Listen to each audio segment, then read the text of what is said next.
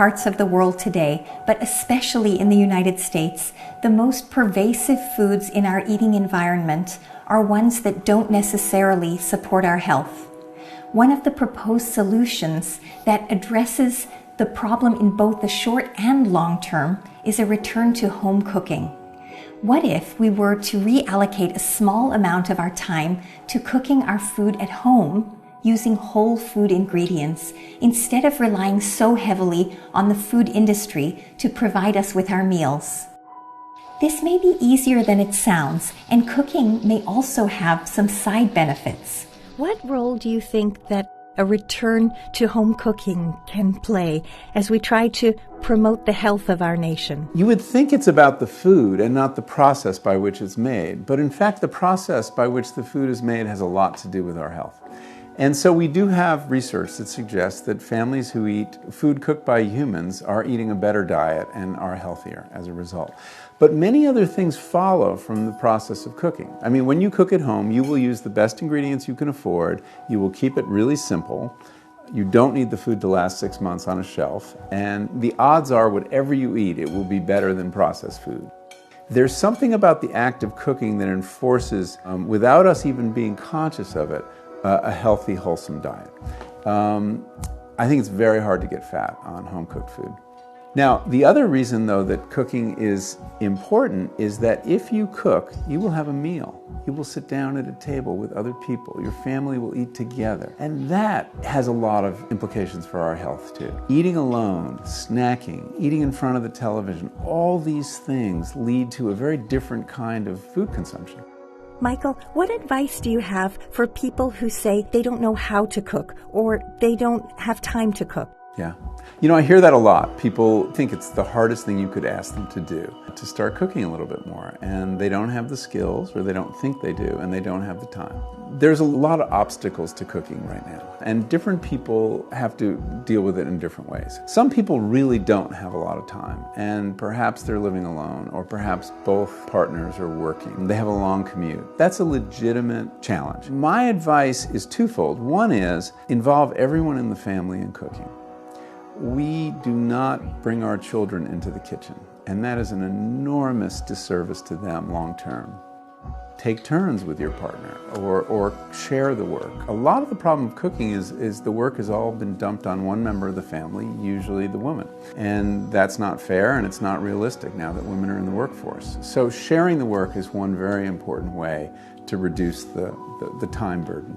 Another is, and I find this very useful, is give a couple hours on a Sunday to preparing food for the week. Freeze a couple things, or make a dish that is going to produce lots of leftovers. When I was researching one of my books, I was soliciting food rules. I got a letter from a doctor, a transplant cardiologist, and at his last meeting with patients, he would take out his prescription pad, and they all thought he was writing a prescription for a statin or whatever it was. But in fact, he was writing a recipe for roast chicken.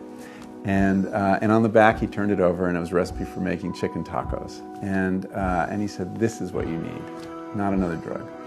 And the idea was that if you knew how to roast a chicken, which, believe me, is not rocket science, you had the makings of 3 good meals. One meal rolls into the other. So you have chicken one night, and then you have tacos, chicken tacos another night, and then you make a soup from the carcass. We've lost those skills. We've lost that sense of how to maximize the value of food and minimize the time investment. We erect a lot of barriers to cooking in our heads, and one of the reasons I wrote Cooked was to help people get over those barriers and realize too that we've been kind of brainwashed to think about cooking as drudgery.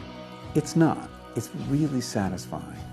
And more satisfying the better you get at it. I mean, to handle plants and animals and fungi and to learn how to manipulate them and make something delicious. And if you approach it more as a pastime and less as a chore, you will enjoy it more. And you have to realize, too, that we've been getting marketing messages that are designed to get us to go out to eat or buy processed food.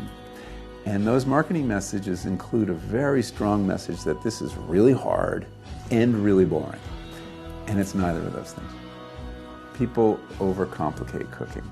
We live in a culture that celebrates cooking but doesn't actually do it very much. We watch it on television, we watch it in restaurants where now the kitchens are all open, and we all think that cooking means restaurant food. And it's not. That's all special occasion food. Everyday home cooking is throwing a fillet of fish on the grill or in a pan. It's taking out a box of frozen spinach. Frozen vegetables is a very healthy choice, very easy choice. You don't have to wash anything. You can use your microwave for it. You can dress it up with some garlic or olive oil or lemon juice. There are a lot of really satisfying meals that you can get on the table in less than a half hour.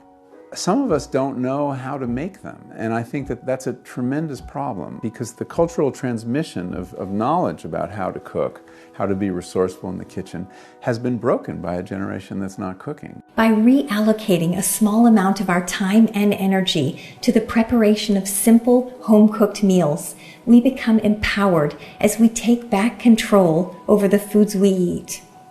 Cooking is a very practical solution to our modern health challenges that can be put into action almost immediately using whatever resources are available. In addition, cooking brings us closer to food rather than seeing food as the enemy. Cooking can protect our relationship with food, and it may be one of the most powerful ways to protect our long-term health.